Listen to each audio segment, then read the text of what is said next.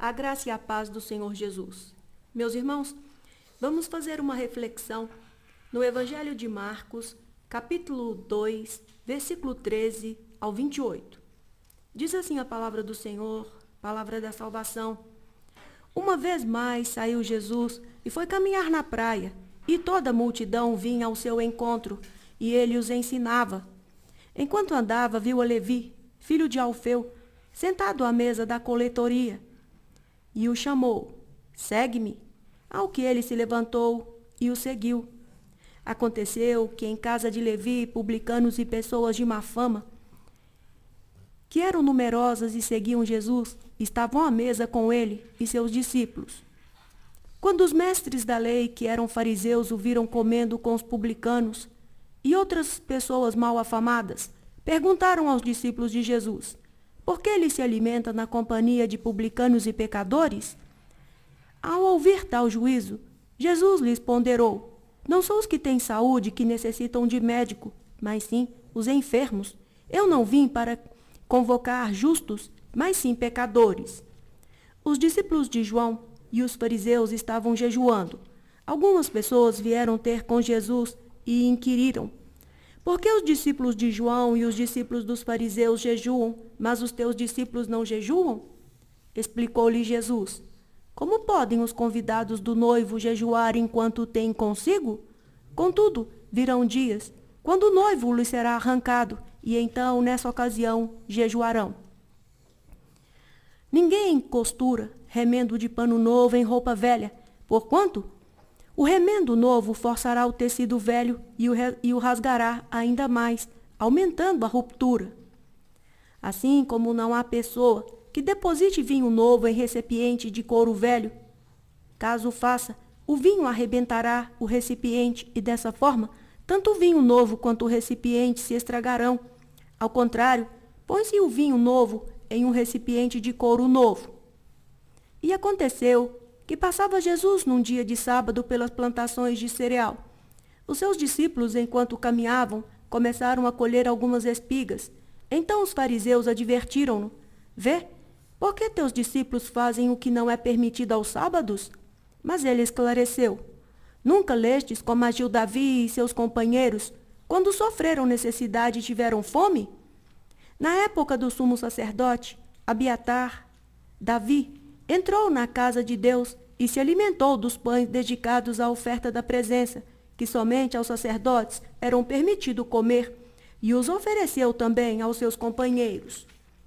E então concluiu: "O sábado foi criado por causa do ser humano, e não o ser humano por causa do sábado. Assim sendo, o Filho do Homem é Senhor inclusive do sábado." O amor de Deus, meus irmãos, é certamente a maneira mais doce de Deus expressar a sua bondade, principalmente quando se trata da redenção de pecadores. É o seu amor o responsável pela restauração do seu relacionamento com homens e destes para com ele. Se não fosse o seu amor, jamais seríamos restaurados e para sempre estaríamos mortos em nossos pecados. Deus é amor, nos diz 1 João 4,8. A cruz é a maior demonstração do amor de Deus. Foi o meio de amor que Deus usou para tratar com o problema do pecado humano.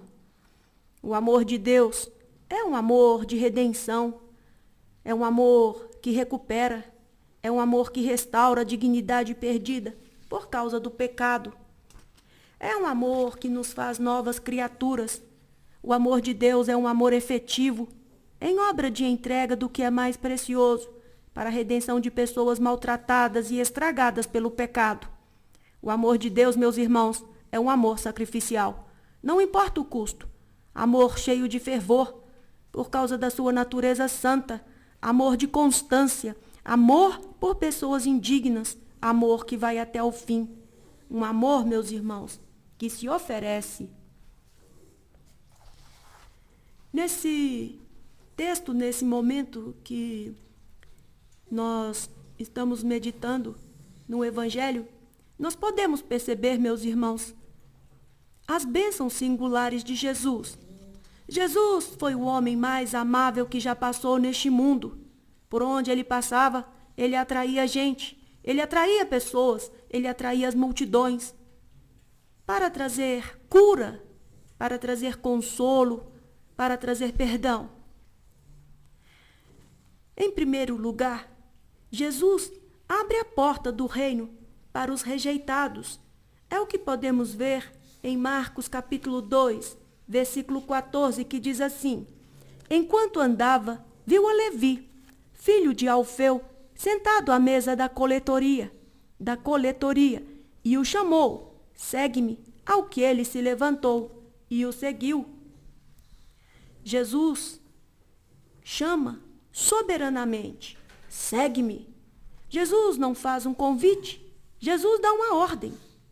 Jesus não dá explicação, Jesus chama soberanamente. E é maravilhoso isso, porque Jesus chama quem nós jamais chamaríamos. Jesus chama quem nós normalmente rejeitaríamos. Jesus não dá explicação porque chama. Ele apenas chama, meu irmão. E quem é ovelha, escuta a voz do pastor. O chamado de Jesus não é somente soberano, mas é também eficaz. Quem não escuta e não segue é porque não é ovelha. Quem é ovelha, escuta, obedece, atende. O chamado de Jesus é eficaz. Quem segue Jesus quebra as portas do passado, atende prontamente de todo o coração a convocação de Jesus. Jesus também tem um chamado que é gracioso. Jesus chama graciosamente. Levi dá um grande banquete. Quando Jesus chamou você e a mim, não chamou porque nós merecíamos. Não. Nos chamou porque éramos bons. Não nos chamou por causa das nossas virtudes, nem pelos nossos méritos. Jesus nos chama porque Ele nos ama, pela graça abundante. Ele é amigo de pecadores. Se Ele não fosse amigo de pecadores, eu e você estaríamos arruinados e perdidos. É porque Ele está com pessoas como eu e você. Porque Ele dá oportunidade para pessoas como eu e você. Ele chama pessoas que nada merecem, pessoas que só merecem juízo. É por isso que estamos aqui, neste momento. O convite dele, meu irmão, é um convite gracioso. Jesus abre as portas da salvação para que os que se consideram pecadores. Marcos 2,17 diz: Tendo Jesus ouvido isso, respondeu-lhes: Os sãos não precisam de médico, e sim os doentes. Não vim chamar justos, e sim pecadores. Você não se transforma para ir a Jesus, não. Jesus nos chama e então nós somos transformados. Transformados pela sua graça, pelo seu amor, que não tem barreiras.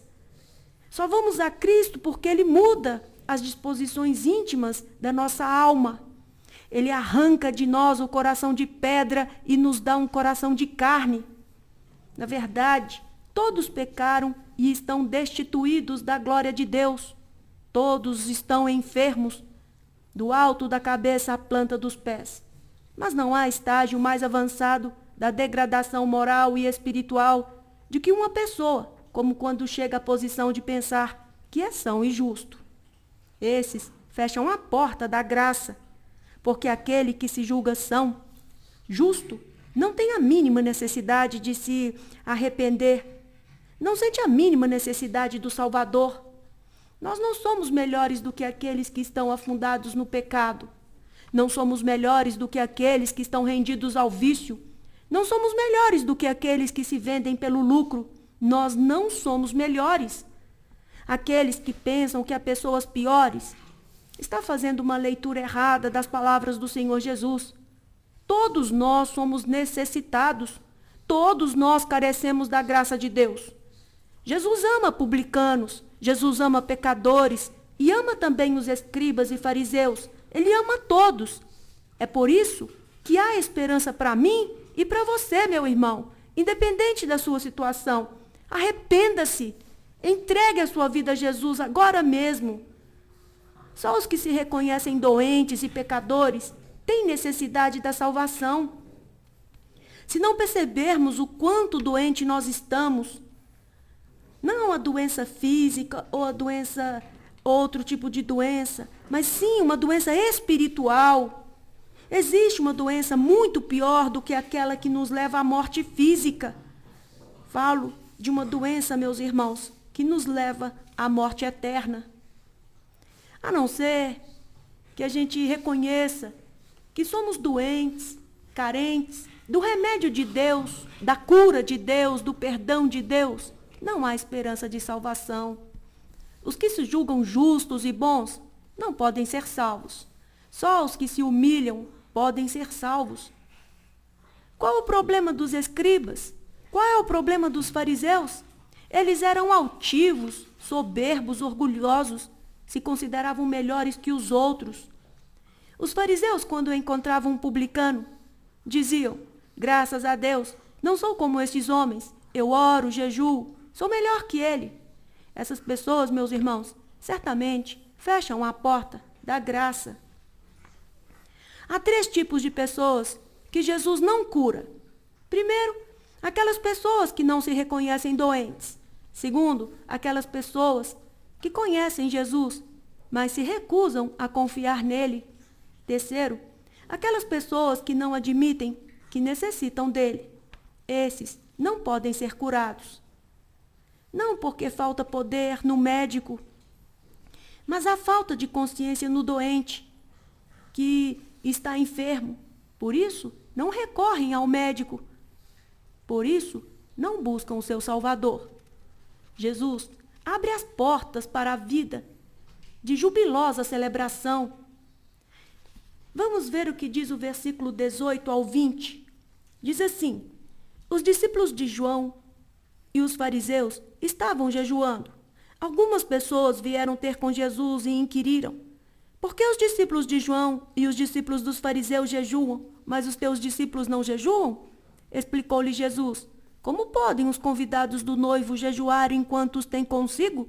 Contudo, virão dias quando o noivo lhes será arrancado e então, nessa ocasião, jejuarão.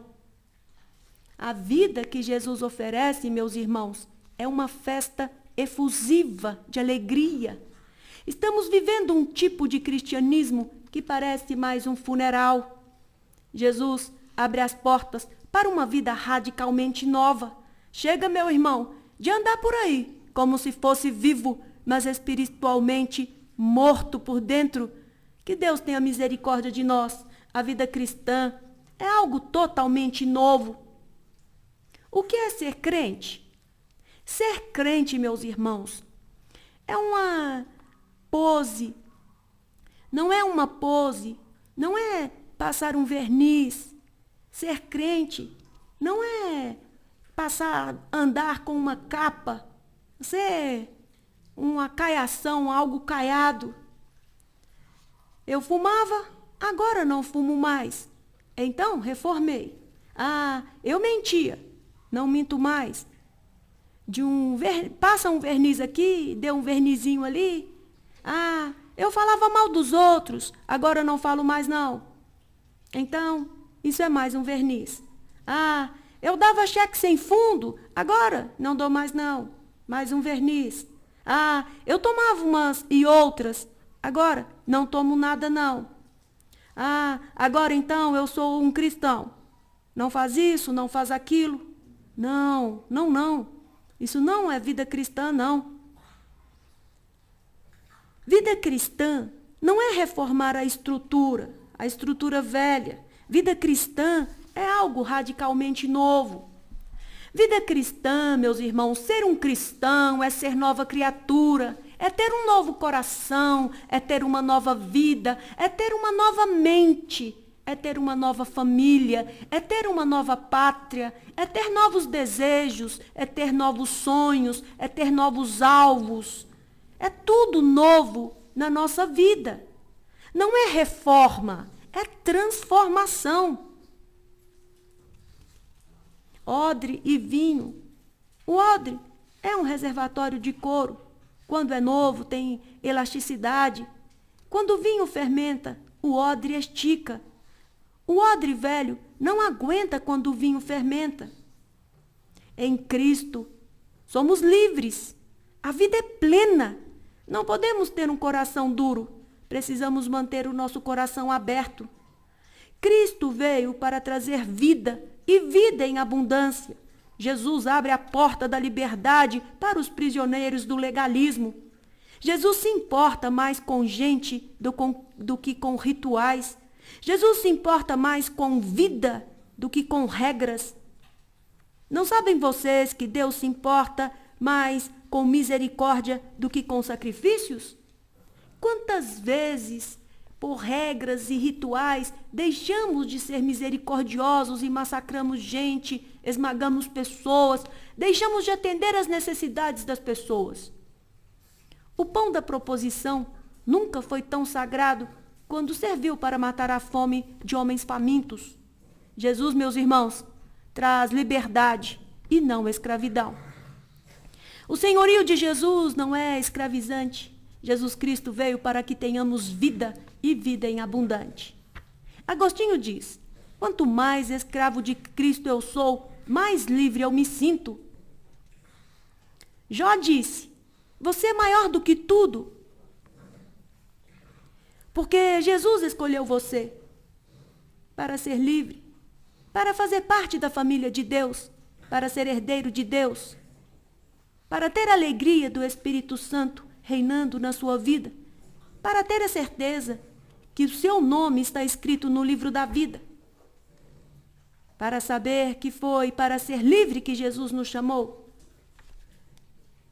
para ser liberto, para ser transformado.